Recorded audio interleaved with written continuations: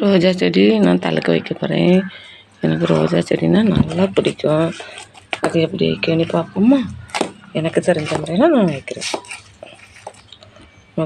அந்த ரோஸில் உள்ள கவரை கட் பண்ணி எடுக்கணும்.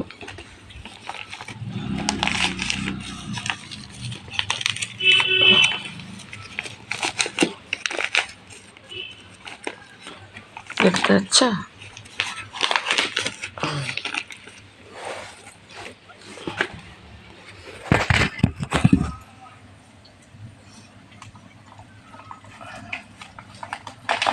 இது படலையே கவர்.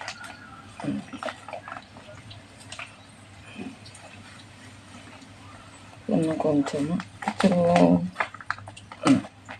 பிச்சா.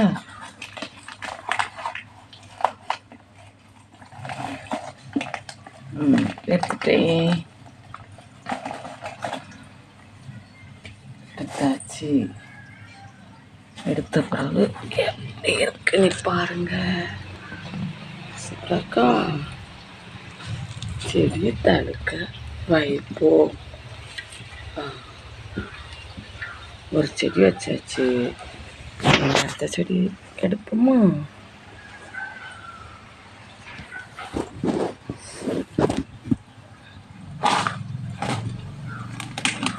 செடி அடுத்தால இது ஒரு ரெட் கலர் ரோஜா, அதையும் எடுக்கணும்.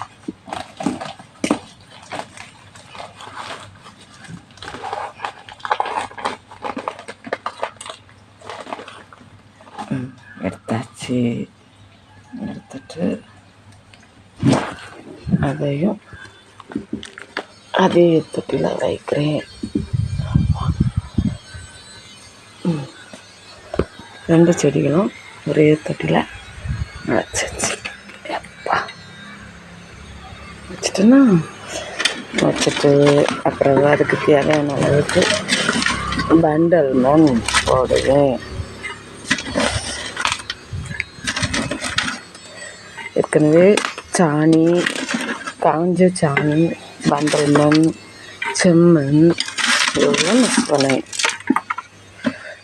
கட்டி கட்டியாக இருக்கு. அவ்வளோ வரைக்கும்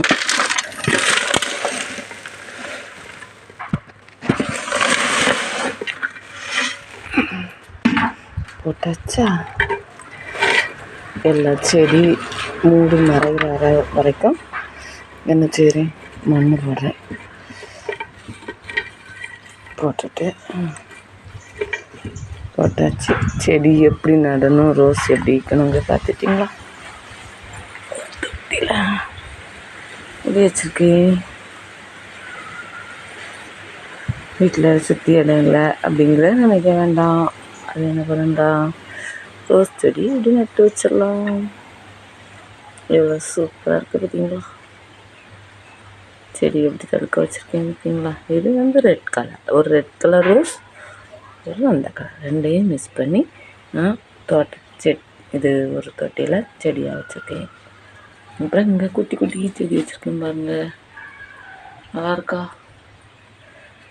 இதுவும் இப்படி தான் சாணி எல்லாம் போட்டு மிக்ஸ் பண்ணி வச்சுட்ருக்கேன். நீங்களும் இப்படி வைங்க. Bye friends.